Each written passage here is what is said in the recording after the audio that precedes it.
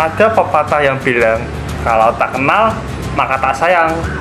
Halo, kami dari kelompok 3 akan menjelaskan tentang risk register, DRP dan BCP, serta mitigasi risiko, di mana studi kasus yang kami ambil adalah Gereja Betani.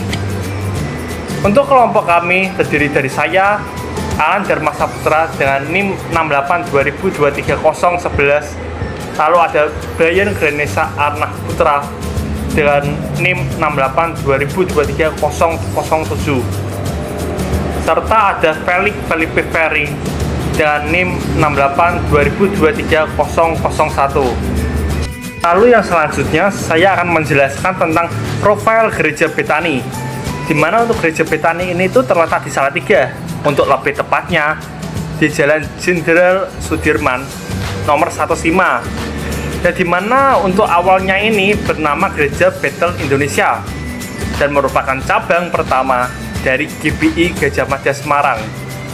Gereja ini bermula dari persekutuan keluarga yang didirikan oleh 7 orang nih. Yaitu adalah keluarga pasangan Bambang Hengki, Sugeng Ismu, Darmanto Hidayat, dan Pendeta Immanuel yang dekat dengan ketiga keluarga ini. Oke, perkenalkan, nama saya Brian Granesa Arnah Putra, dan di sini saya akan menjelaskan struktur organisasi di Gereja Betani Salatiga. Nah, di sini untuk departemen utamanya ada 4 yang utama. Yang pertama adalah bidang asyar, lalu yang kedua ada bidang ibadah dan media komunikasi, lalu yang ketiga ada bidang keuangan gereja, dan yang terakhir ada bidang sarana dan prasarana. Lalu selanjutnya saya akan menjelaskan tentang apa sih itu risk register. Risk register itu sebuah dokumen yang mencatat seluruh potensi resiko yang mungkin terjadi dalam suatu organisasi. Tentu hal itu meliputi jenis resiko. Lalu selanjutnya ada penyebab dan dampak jika resiko itu terjadi. Lalu yang ketiga ada tingkat keparahan jika resiko itu terjadi. Itu bisa sedang atau bahkan ekstrim untuk tingkat keparahannya.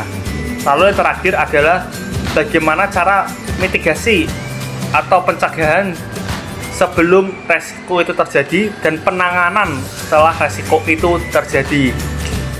Lalu selanjutnya saya akan menjelaskan tentang tabel ringkasan risk register, di mana untuk yang pertama adalah finance risk atau resiko keuangan, di mana bidang keuangan adalah unit terkait.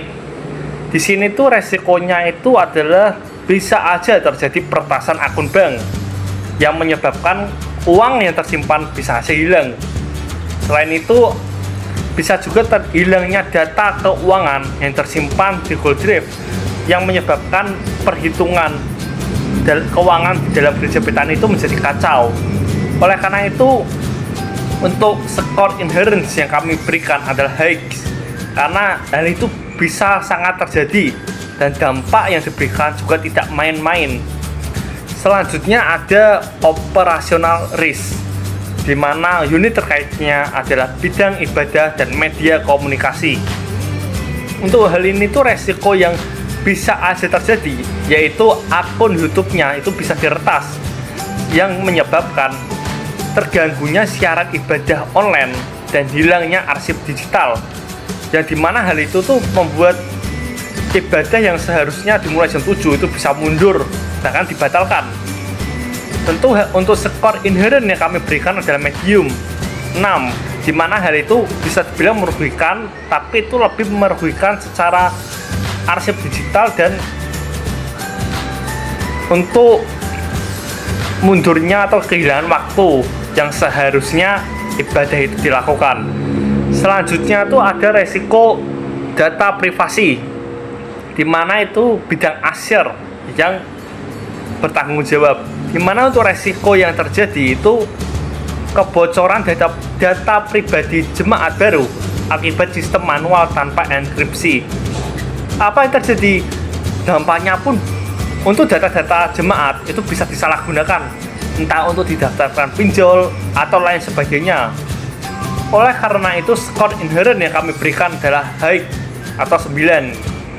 Dan yang terakhir adalah tentang ini resiko keselamatan, di mana bidang atau unit terkait ini ya adalah bidang sarana dan prasarana, di mana untuk resiko yang bisa saja terjadi yaitu adalah kebakaran atau listrik padam akibat instalasi tidak aman yang dapat mengganggu ibadah dan tentu untuk kebakaran ini bisa aja seperti yang terjadi di berita, terbakarnya bagian dapur yang menyebabkan rusaknya sebagian alat dapur. Untuk hal ini tuh kami memberikan skor inherence adalah ekstrim atau 25, karena jika terjadi kebakaran maka bukan hanya sebagian kecil ruangan aja, tapi bisa sebagian besar. Bisa kita bilang satu gedung gereja Betani mungkin bisa terjadi kebakaran yang menyebabkan kerugian bukan hanya jutaan, mungkin bisa aja miliaran. Selanjutnya saya akan menjelaskan tentang risk profile gereja Betani Salatiga, di mana yang pertama ini ya, simbol pertama itu tentang bidang keuangan. Seperti yang saya bilang tadi tentang peretasan akun bank dan hilangnya data-data keuangan yang tersimpan dalam Google Drive. Tentu hal itu bisa dibilang sangat fatal ya, lumayan fatal gitu ya. Jadi kami taruh di bagian high.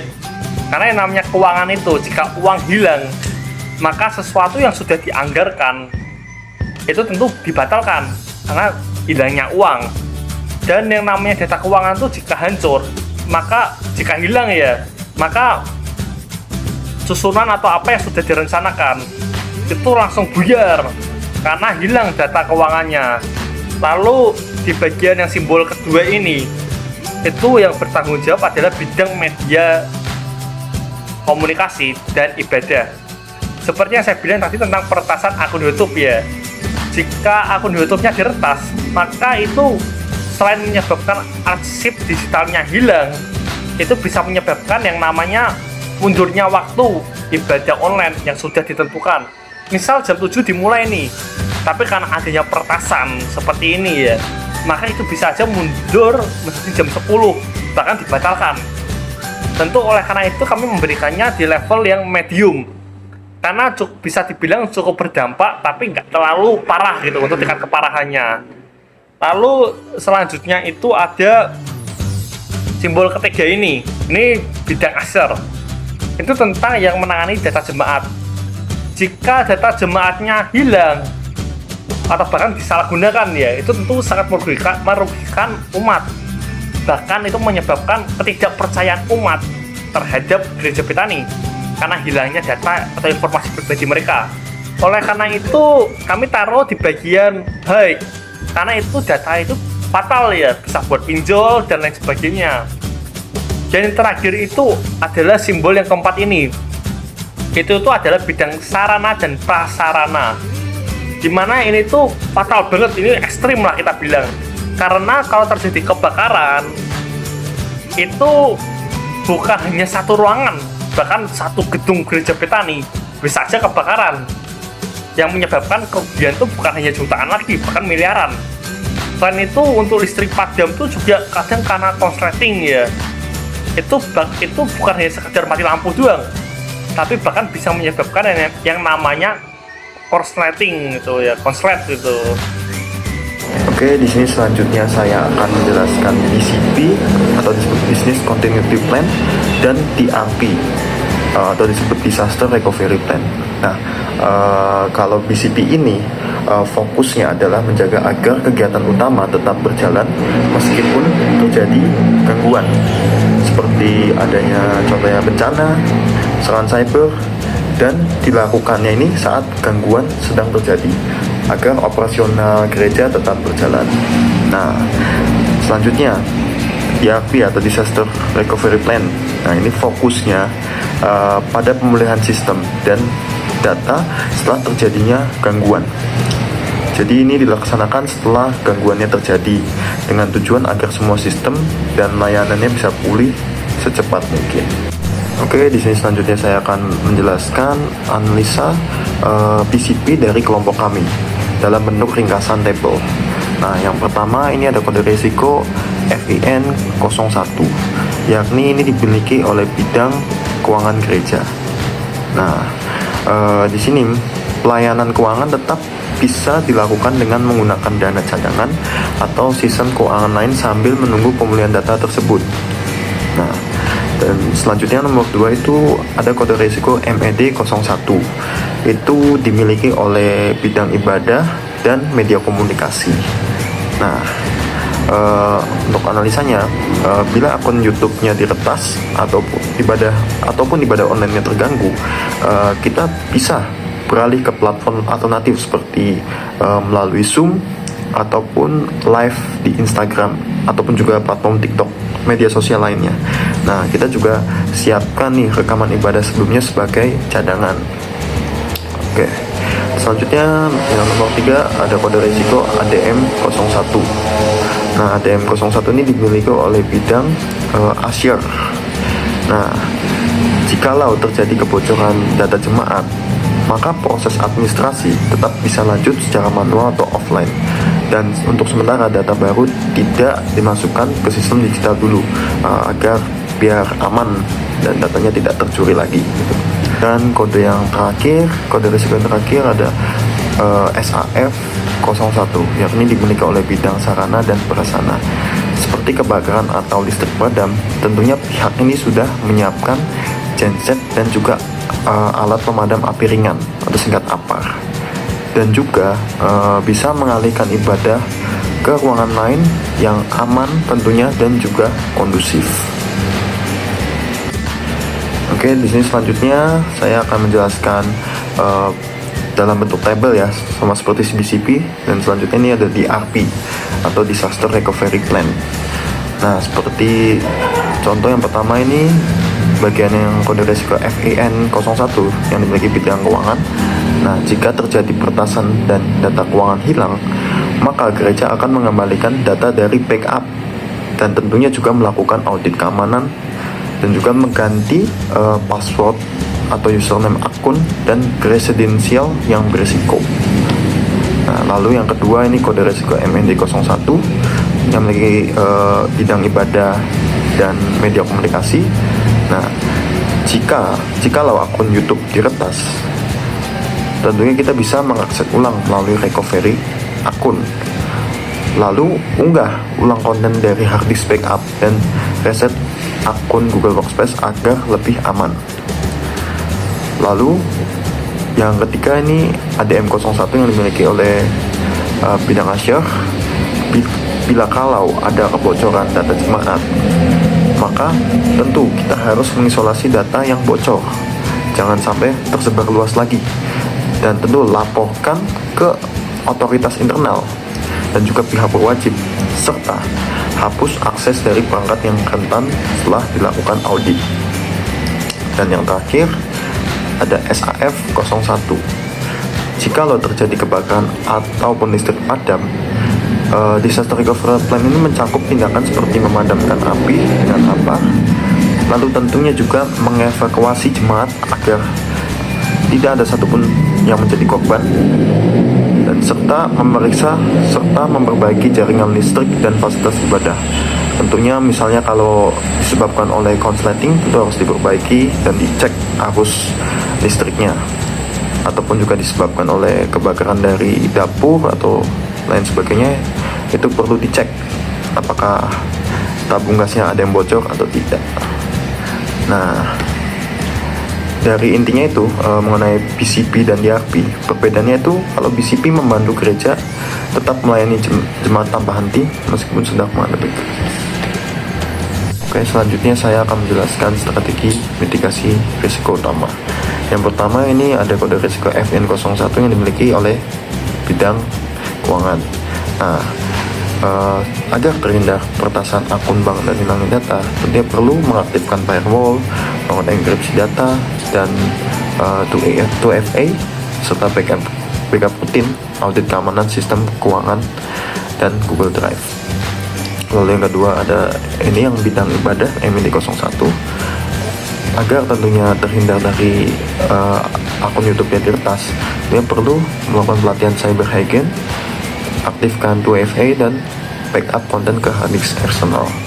Lalu yang ketiga ada ini mengenai data jemaat, kebocoran data jemaat itu agar terhindar, terapkan enkripsi, batasi akses data, pelatihan SAP, dan gunakan sistem digital dengan Google Form ataupun database lokal.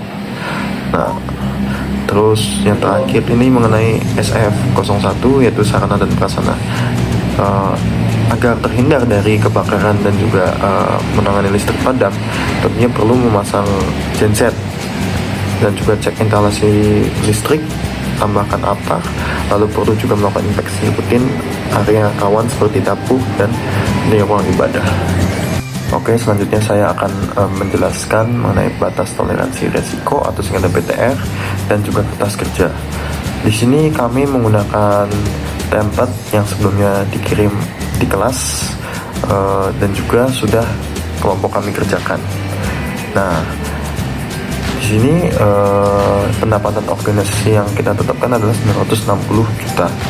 Tentu batas resiko yang masih bisa diterima adalah 5% dari pendapatan, yaitu 960 juta. Dari 5% adalah 48 juta. Nah, ini artinya jika total kerugian dari seluruh resiko masih di bawah angka tersebut, maka manajemen resiko masih dalam batas yang sehat. Nah, di sini kemudian dilakukan perhitungan biaya penanganan dan risiko residual dari tiap kejadian. Nah, di sini yang sudah sebelumnya saya dan teman saya juga jelaskan ya, ada FIN 01, MND 01, ADM 01, dan SAF. Nah, kalau FIN ini kan mengenai peretasan akun keuangan yang di bidang keuangan ya. Nah, yang awal biayanya penanganan itu 13 juta turun jadi 4 juta.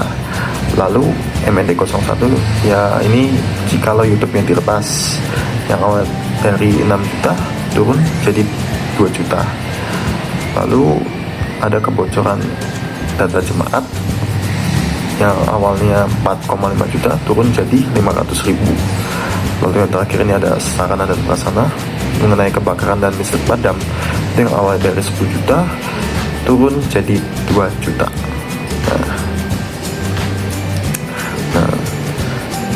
Selanjutnya mengenai evaluasi. Setelah tentunya kita tahu semua resiko masih dalam batas toleransi, nah selanjutnya evaluasi terhadap penanganan resiko yang sudah dilakukan. Seperti contoh yang ini, FIN 01 yang punya bidang keuangan, sudah adanya firewall, backup rutin, dan audit keamanan.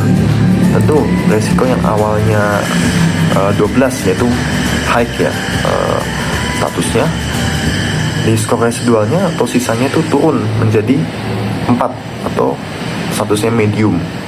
Nah, lalu yang kedua ada MED 01 yang dimiliki oleh bidang ibadah dan medcom. Tentu tim media ini sudah dilatih dan melakukan backup secara rutin. Yang awalnya resikonya itu tentu medium ya, di 6, dia turun menjadi low. Nah, lalu selanjutnya yang ketiga itu ada ADM yang dimiliki oleh bidang user. Data dibatasi akses dan sistem dienkripsi. Tentu risiko yang awalnya high turun menjadi low. Lalu yang terakhir SAF 01 ini memiliki bidang sarana dan prasarana karena sudah ada disiapkan genset dan juga alat pemadam api ringan dan juga tentu inspeksi rutin. Nah, yang awalnya nih resikonya sangat ekstrim ya, skor 25, itu turun menjadi 4, menjadi medium.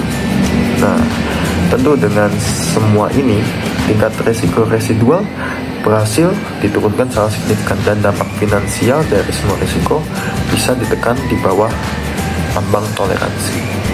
Oke, selanjutnya residual risk. Nah, di sini ada indeks likelihood atau probabilitas, yaitu untuk memetakan dampak risiko dari level 1 sampai level 5 sebagai dasar perhitungan skor dan strategi mitigasi. Nah, di sini untuk pemetaannya yang bagian FIN, ini bidang keuangan, ini berada di bagian warna kuning. Dia karena turun menjadi medium risk. Lalu yang kedua ada ini bidang ibadah dan media komunikasi, itu turun menjadi low.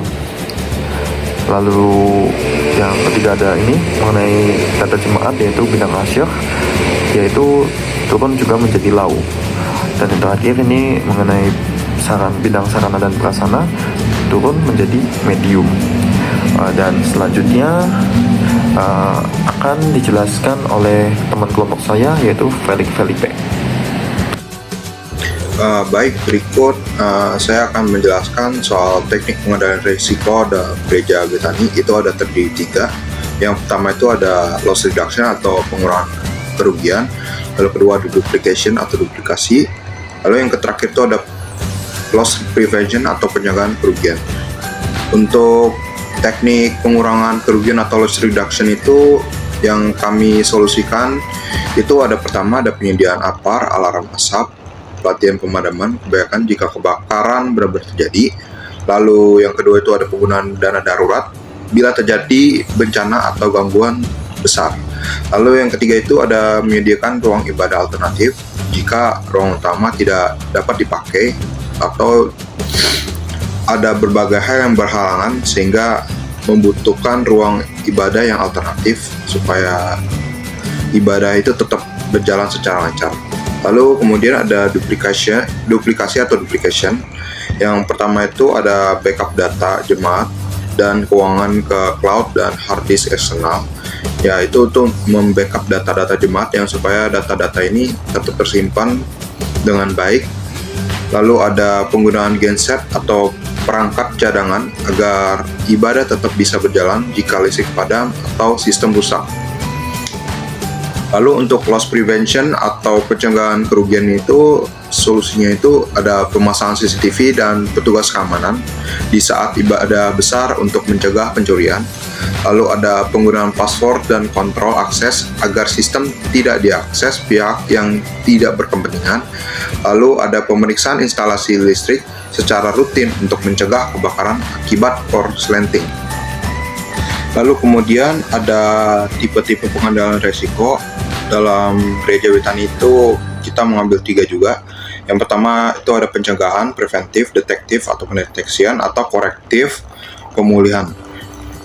Yang pertama itu untuk pencegahan itu ya sama seperti poin sebelumnya juga, melakukan CCTV dan petugas keamanan yang dibutuhkan supaya tidak ada pencurian aset-aset barang di gereja.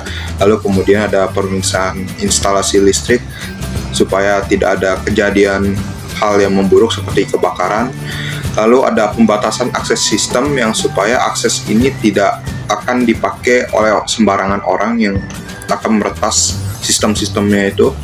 Lalu kemudian ada detektif atau pendeteksian yang dilakukan untuk log sistem dan audit data. Lalu kemudian ada alarm asap dan indikator suhu.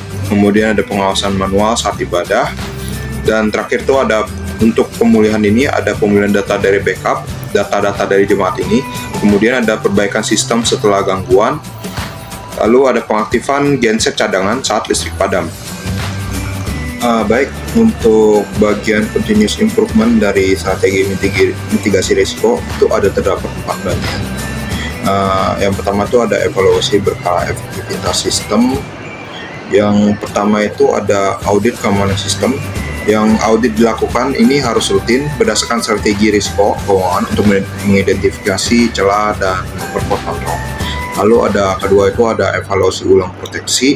Yang proteksi seperti firewall, enkripsi, dan kebijakan backup dievaluasi untuk menjaga ketahanan terhadap ancaman yang baru. Lalu ada penyesuaian berdasarkan metrik. Nah, disesuaikan dengan MTTR, MTPF, dan jumlah insiden aktual sebagai indikator efektivitas sistem. Lalu ada update sistem dan prosedur. Nah, dari update sistem dan prosedur ini ada 3 poin. Yang pertama itu ada upgrade keamanan dan autentikasi yang sistem diperbarui secara berkala, termasuk implementasi two-factor authentication demi mencegah akses yang tidak sah. Lalu ada kedua yaitu revisi SOP dari simulasi atau kejadian nyata. yaitu ada setelah simulasi atau insiden nyata SOP dievaluasikan dan disesuaikan. Lalu ada backup dan simulasi pemulihan.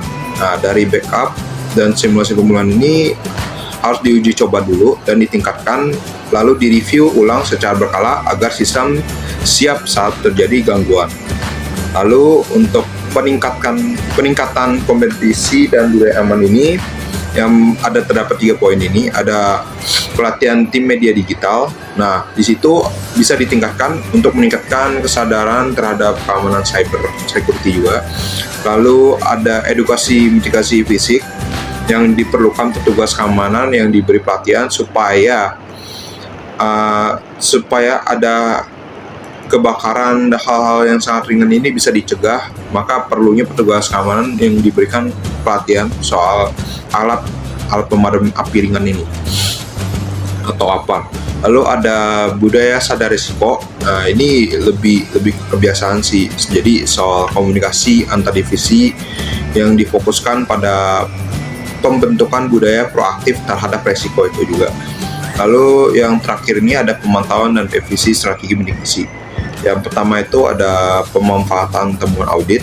Nah, di situ bisa ada temuan baru dari audit yang bisa digunakan untuk menyempurnakan kontrol yang ada. Lalu ada evaluasi strategi pemisahan dan duplikasi.